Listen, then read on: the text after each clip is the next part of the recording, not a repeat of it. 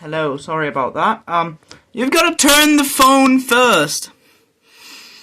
You've got to turn the phone first before you start streaming. That's fucking stupid. Anyway.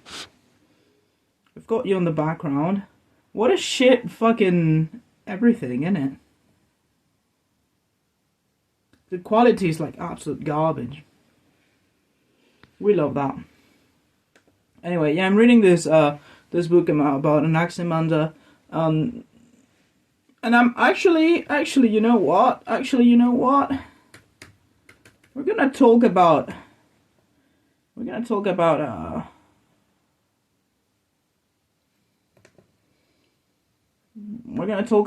I've been checking. If you want, obviously. I don't know what I don't know if you'll be interested or not. I don't know if there's anyone around. But you know, yesterday the introduction was very interesting. He talks about his method of how it's going to investigate. Best viewers, can I fucking block your ass from here? I can't! What the fuck is this piece of shit streaming service? No, don't listen to me. Oh, shut up. Okay, I need to fucking... This is absolute poopers. Holy shit. Never mind, eh? I can't block people. Cool. Get a fucking job! Anyway.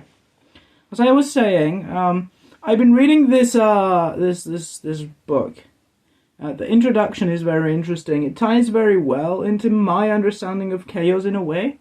In the second section of the introduction, especially, and the third, the author says something that is very good, and that made my brain go bink. You know, when you have a brain moment, and it's pretty interesting. So before I read this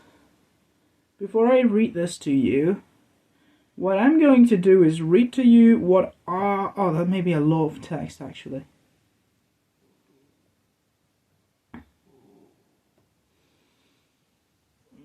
I'm reading my own thing, right? I'm writing my own thing. And I was thinking, oh, maybe if I read my specific section on this, maybe there is some sort of way of them understanding. I can probably do a shortened version of it. So, my book is about chaos. It's about chaos in different ways. Initially, it's going to be a bit about how chaos has been to be in science and society and all that. This first chapter I've written. I say written in quotation marks because I don't know if it's completely finished or not. It's regarding the specific book Chaos by James Gleick. And I talk about what chaos is in science, right? What the description of chaos is, which is sensitive dependence on initial conditions. That means conditions initially are dependent to factors in the system. If you have a whole, I don't know, biological system where there's different animals and people and whatever, all of the factors assert themselves in different ways, which creates chaos because it's uncontrollable data, right? That's kind of what it means. There's probably better explanations out there. There's probably exceptions and specifics, but that's generally what it means when you talk about chaos in science. I also talk a bit about the so here. But what is this sensitive dependence to initial condition mean for us? The starting beacon to how chaos is seen by many physicists and mathematicians. Do not take Gleick's credit, I'll do a brief explanation. Chaos emerged from the hand of a multidisciplinary group of scientists from different parts of the world as an answer to the lack of answers. Many fields were underdeveloped at the time, and improvement will mean tinkering for hours with machines and formulas.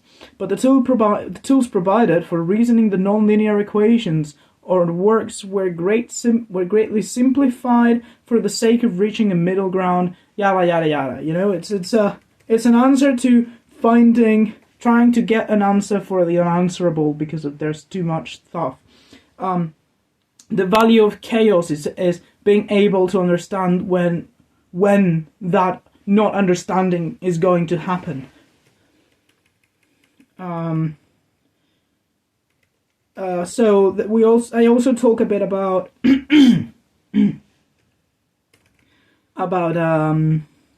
where is it? I also talk a bit about damn, I write a lot, holy shit, about fractals. You probably heard what fractals are. Funny shape image. Big bulb, Mandelbrot said, you know. Fractals are more than that. Fractals are the result of an image created with a set of rules based on non-linearity and linearity, in the case of chaos. Or otherwise, it's just a chaos game. You set chaos game is something that Michael Bransley researched and kind of developed. It's the idea that with a set of rules, you can build an image, you can build a shape, and alternatively, a shape can be built from standard rules. In this case, ferns, for example. The guy says in the book, there's only so much information in the spore that encodes one fern, so there's a limit to the elaborateness with which a fern could grow. It's not surprising that we can find equivalent succinct information to describe ferns. It will be surprising if it were otherwise. Basically, the guy understands that fern shape chaotic, but there has to be a natural chaos that encapsulates how the shape develops. There has to be a set of rules that already exist, right? That set of rules isn't directly affected by the definition of chaos itself, the sensitive dependence on initial conditions, because the conditions already exist. They are encoded in the seed of the plant. So in this case, let's say. So in the end, it is independence to initial conditions. It's another definition of chaos, right? It is not probably something a scientist would like me to say, because that's very bad. You don't say that, but it makes sense, right? If the argument is these initial conditions don't matter because they already exist, they're predetermined, they are not affected by anything else beforehand, it is most likely that, you know, I know I sound crazy, I'm so sorry. I am so sorry. How bad do I sound in? Alright, it's not too bad, I'm probably a bit loud. Anyway, right, so those are the main ideas in chaos. Initial conditions, sensitive dependence to initial conditions, and independence to initial conditions in natural shapes. And, well, you have the rule of fractals. As I was saying, fractal is just a game of chaos. You pick a number of rules you want to set, and based on those rules, you create an image. Based on data points, or lines, or whatever you want to make it as. Right? In this case, fractals do have a rule. The rule being the shape is repeating, it is self-containing, it is infinite, it is yada yada yada, right? The closer you get, the more specific shapes you get. But in general, those shapes will repeat themselves eventually, and eventually you will see shapes change size. The good thing about this coding of fractals is that you can use the rule further into different other stuff, where you could argue that other means of representing chaos, like the fucking attractors and bifurcation patterns, are just ways of understanding the single data points of chaos in a bigger picture. A bigger picture meaning you don't only focus on the data points, but you rather focus on the whole contents of the data. And that whole content of the data is what gives value to chaos. It is not... Chaos is not...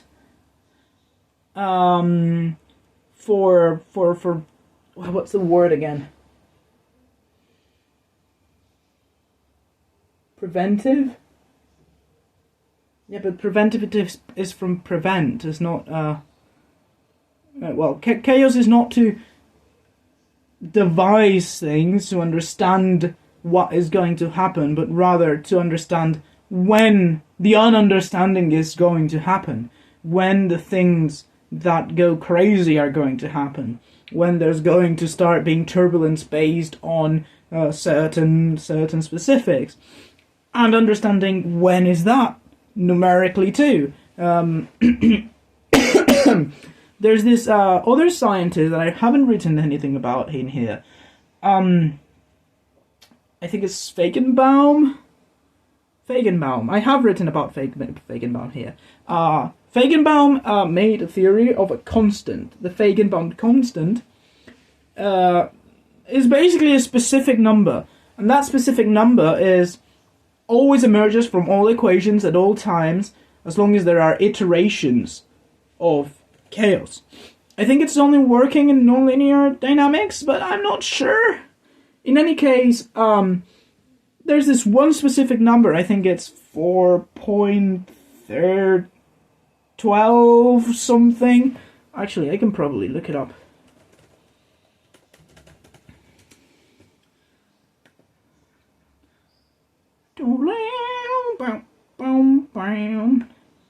Yeah, it's a function. The first Feigenbaum constant, or simply Feigenbaum constant, is the limiting ratio of each bifurcation interval to the next between every period doubling of a one-parameter map, where fx is a function parameterized by the bifurcation parameter alpha. It's given by the limit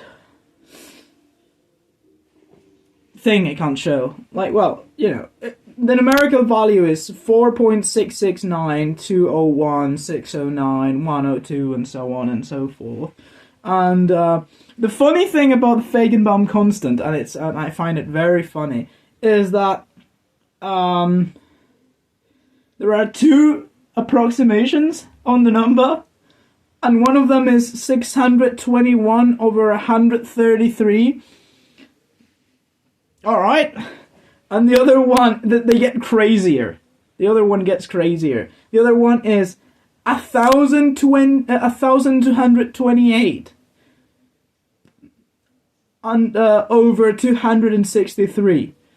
It's just crazy. Just, okay, let's just use this absolutely hideous, ridiculous fucking fractions. So anyway, and it's also approximately equal to 10 over pi minus 1 with an error of 0.0047%. You know, kind of like maths. Yeah, they're kind of crazy. They're kind of pointless, you know? So, coming back to the thing, I don't even know what I was talking about. The Feigenbaum constant is very hot. It's absolutely fucking horny as hell. And yeah, you know when there's a it helps you understand. Oh, there you go. That's what we're talking about. Chaos is about understanding the ununderstandable, right? The periods where data becomes too fuzzy and impossible to decipher and to imagine. The Feigenbaum constant basically tells you when there's going to be a doubling of the fucking chaos, right? When there is, for the sake of the argument, when a process is going to turn into two alternative universes, right? So they all kind of follow the rule of fractals, where that pushing away and leaving and seeing all the data points actually gives valuable data, and the closer you get to the data point, the less valuable it is. Another thing that especially things like the Mandelbrot set and those kind of fractals give that are very, very useful is that they show the sections where nonlinearity and linearity are extremely close to one another. Basically, let's see if I can get on screen a Mandelbrot set. I also left my stream mute tab. Hee Mandelbrot set. This may not be the best representation because it's very clear in this one the pairing. Can you do the whole screen? No, I don't want half a screen. I want the whole horse. Okay.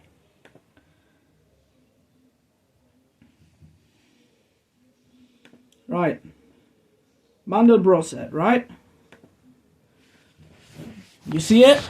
You see it? Fuck! You see it? Right. It's very obvious. Fuck off! Okay.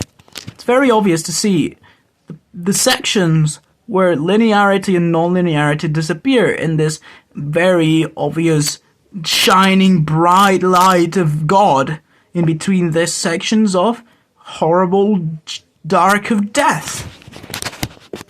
There's other fractals. There's a video in YouTube by YouTuber Two Step, I think, where he does fractals. Yeah, Two Swap, called double pendulums are chaoticant. He makes a fractal that makes it extremely obvious to see that difference between one side of linearity and one side of non-linearity, and the middle section where they kind of bend. It's pretty fucking cool. Anyway, this is chaos in science, right? This is what chaos means in science.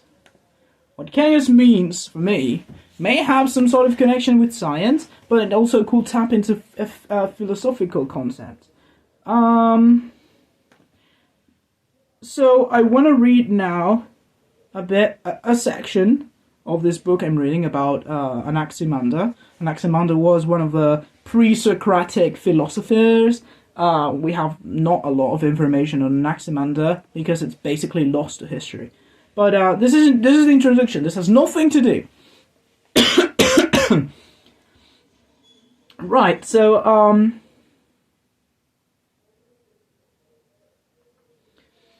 I'm going to start reading from here. Each of these ideas went beyond the limits of what, up to that time, was conceivable, and it is in these senses that its claim to ultimacy seems justified. No, actually, this is the wrong section, sorry. There you go. Am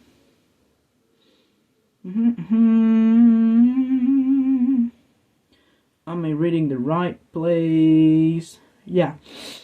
But it is, I believe, characteristic of the key ideas themselves that they transcend the conceptual scheme of systems which depend upon them, so that they are not fully explicable in terms of the statements in which they occur.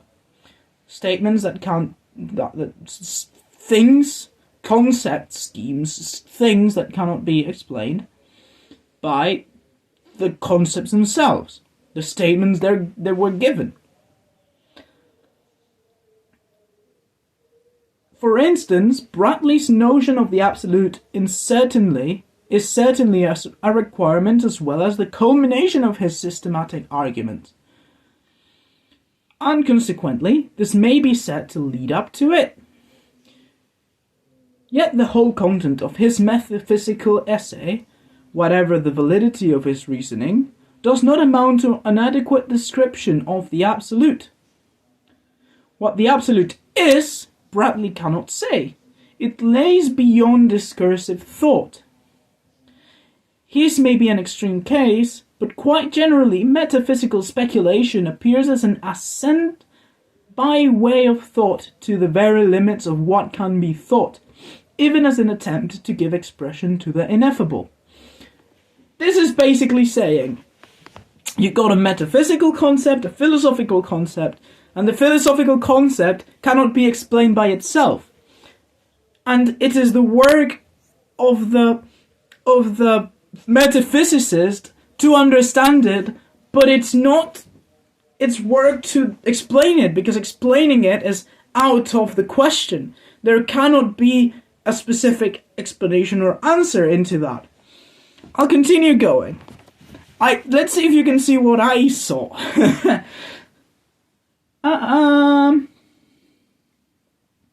It will follow that the metaphysician does not start off with his key idea ready-made and available for exposition and inferences, but that he develops an inchoate to an intensified and more articulate notion.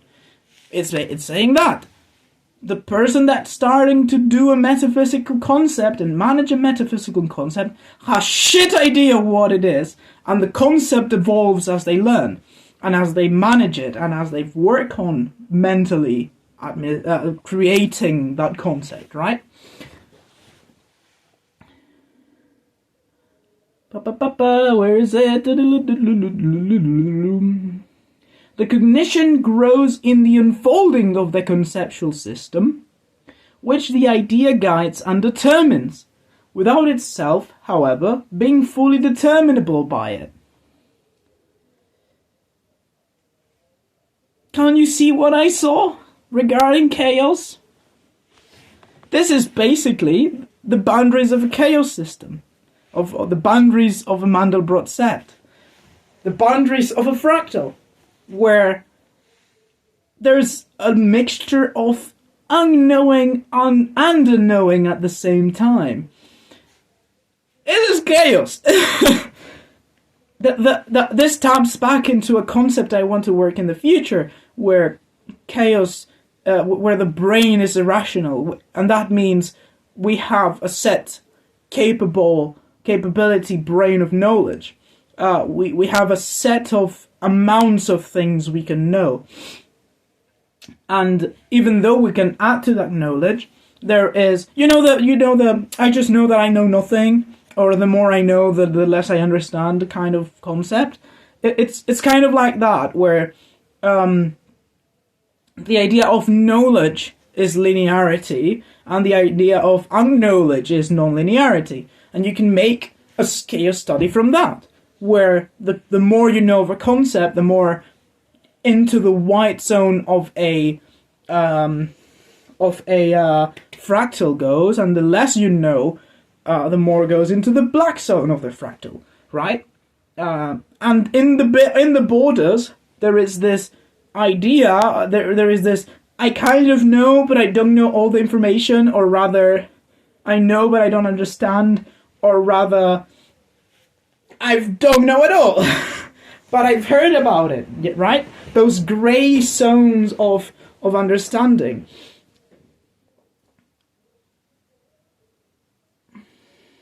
So how do I explain this? How do I explain someone that has the idea of chaos as a scientific context? How do I explain this metaphysical, philosophical explanation of chaos? That's a good question. That's a good question that I'm trying to answer. I would say, okay, what is the right question to ask right now? I would say it's possibly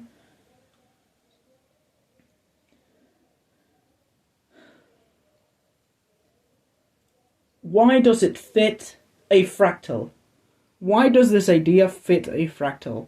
What we're playing the chaos game here. We are deconstructing the data points, the whole of the data, the image into data points. And that's something that's important. So what are the data points? If for certain fractals is linearity and non-linearity, right? We could say that it's understanding and not understanding, but why does that feel like chaos? That is the question. What are the data points of chaos? Is it because... Does it feel chaotic because it may as well be a part of cognition that is incapable of being studied and understood? Possibly, and that's a pretty good one. God, my brain is working too hard. Arrgh. Arrgh.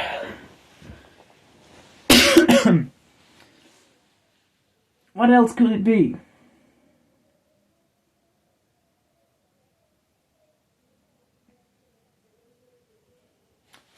Regardless, what I wanted to point out in here, right, is that, well, he keeps talking. In the light of our logical canons, we examine the argument of Parmenides' way of truth. We're no doubt right in classing it as deductive, and consequently we may be justified in saying that he was the first philosopher to work out the implications of the notions of being. Anyway, he continues going, talking a bit more about the Spinoza, and that's a pretty good one actually here. Similarly, it has always appeared to me that at the back of Spinoza's ethic there lies an intuitive, almost mystical awareness of God's presence, which he articulated and rationalized and thus made communicable to others. Philosophy, says Whitehead in one of his essays, is mystical, but its purpose is to rationalize mysticism. This idea of, this is something kind of apart from the chaos, whatever, but this idea of it's mystic and it turns later into a more palpable, useful, physical idea rather than metaphysical is very, very interesting, because it lets me know that you work things out. Things don't come out from nothing. Which also feels chaotic, by the way. I don't know why. We may answer this in a second. But the thought of things don't make sense immediately, or rather things don't have to make sense, is a great gateway into introducing yourself into this. Into introducing yourself into ideas that initially may not function as effectively in science, but eventually can lead into great ways of thinking, right? This is fueling. This is fuel. But it's also fuel for the think of chaos we're talking. It means, it basically reinforces, in a way, what I'm saying, oh fucking hell. Come on, you prick. It basically reinforces what I'm saying of the irrationality of chaos. That our brain cannot understand certain things, and that we build upon those things. And that the more we know, and the more we build, and the more we understand, the less chaotic something feels, because the more it moves into the linear section of the fractal. The thing is, I have this very visual interpretation of all these things, right? I have this very visual fractal section of it where, yeah, this is this and that is that, you know?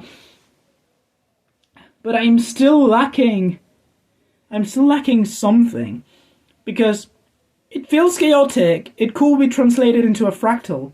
Fractals aren't necessarily done with chaos, I think. And even if they were, what is the chaos on this? What am I trying to see as chaos? Why does it feel chaotic? And again, we could argue that it's probably this idea of not knowing. The unknowing makes it chaotic in a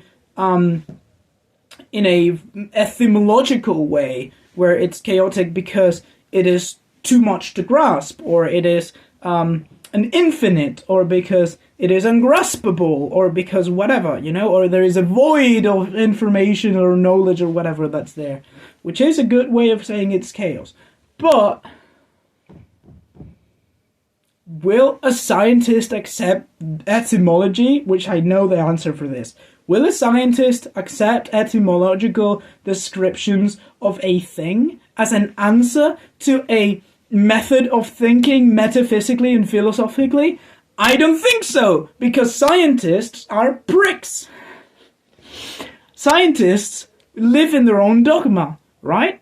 They thrive in their own dogma, and introducing changes to how certain ways of thinking happen within their dogma makes them go a bit like, oh no, this is actually fucking useless and it doesn't work and it's just not worth anything. Just fucking whatever, you know?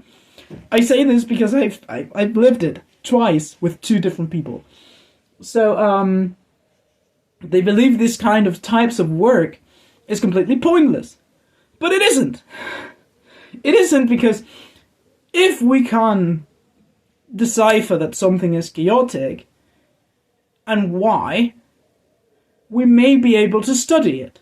We may be able to study it in a way that will actually give us useful answers. Like, there's already been studies of understanding chaos in human populations and human behavior, but they actually haven't been done, you know?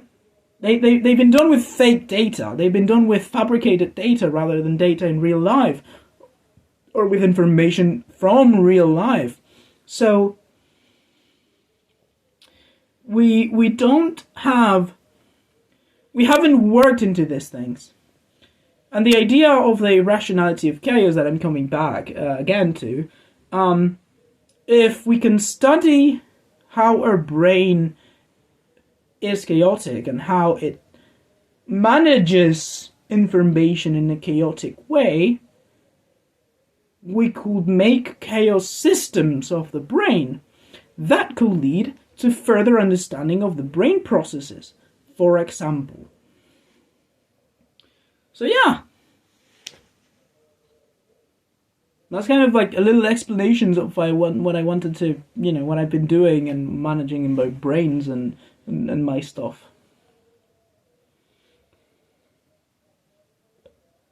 I hope you liked it. It's half an hour of me rambling. A bit less, actually.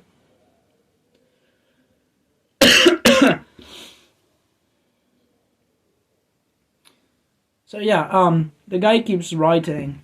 From what has been said so far, it will have become clear that the proposed inquiry into metaphysical key ideas is bound to present considerable difficulties.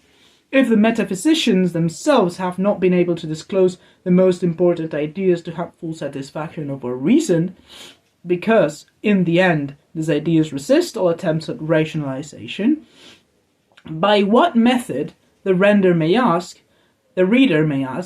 are expositors and interpreters to succeed in the much more ambitious task of saying something about these ideas in general? A procedure by which we subject them to accepted logical and epistemological criteria seems ruled out if we have to admit in advance that they can never fully satisfy this criteria. I shall therefore not ask the question, which was first raised by Kant and is still being asked, whether metaphysics is possible. For given the logical and epistemological suppositions on which the question is asked, the answer could only be that it is not. And given this answer, I should be forced to ask further, why thinkers who by general consent possess the most excellent minds could have been led to attempt the impossible and nonsensical, and in this way my inquiry into the nature of metaphysical key ideas will soon be reduced to a tale of alleged confusions, self-deception, and about personal motives for which, from the nature of the case, evidence cannot be made available. There is no evidence. There is no evidence because it's a chaos system, and it must be studied as a chaos system to develop the evidence. Anyway, this is just me rambling. I actually don't know if I mean that or not. But, yeah. Cool stuff. I like my research. I am a studyless, jobless idiot researching about a thing I don't fully understand. And that is exactly what metaphysics and philosophy is about. Yay! And that's gonna be it. Bye-bye. Take care. Woo! End stream.